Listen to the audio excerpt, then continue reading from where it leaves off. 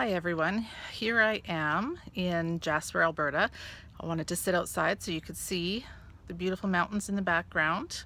I'm here for the Family Day weekend here in Canada, and I'm going to speak to you in regards to 360 feedback forms. So 360 feedback allows for feedback from individuals that work around the employee. Information could be gathered from supervisors, peers, customers, and subordinates. The information collected is used to highlight strengths in areas where growth is required, and which will then be used for a development plan for the employee. Some of the advantages of the 360 feedback are less chance of biases because there's many sources for the feedback. So it's not just from the supervisor, but it's from other employees, could be customers, other people that the individual deals with.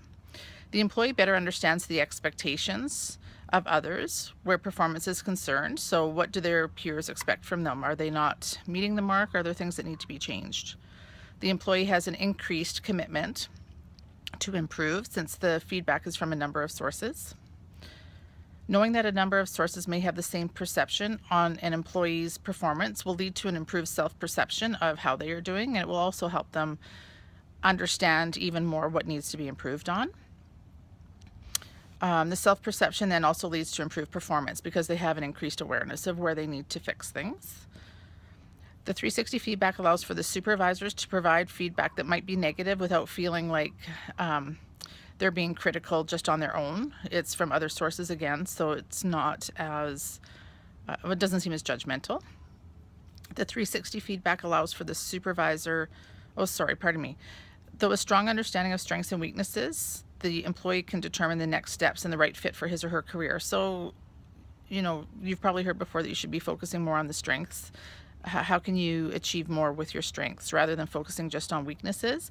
And those strengths then can be determined in where they should move in their career. It also opens communication lines between the manager and the employee. Although some employees might feel uncomfortable providing the information or the results, so that's going to have to be determined probably in the processes for how the 360 feedback works and how that information is then disseminated at a higher level. The risks within 360 feedback are that employees can have their feelings hurt, especially if the information doesn't seem constructive.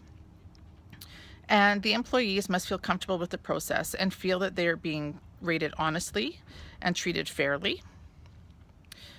If there aren't enough people in the organization to do the rating, then it's apparent who's doing the rating. So the organization, it has to be the right fit to do the 360 feedback in the organization.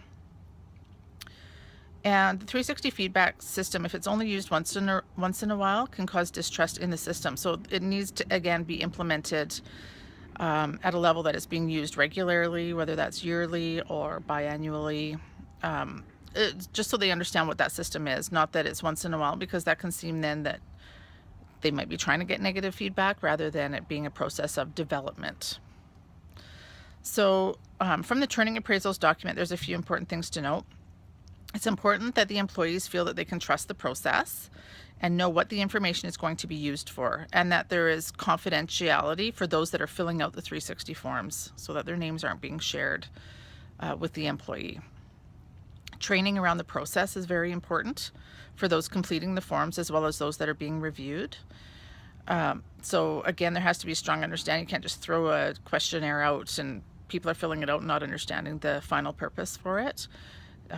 The whole process needs to be well thought out, well processed, well documented, and well trained.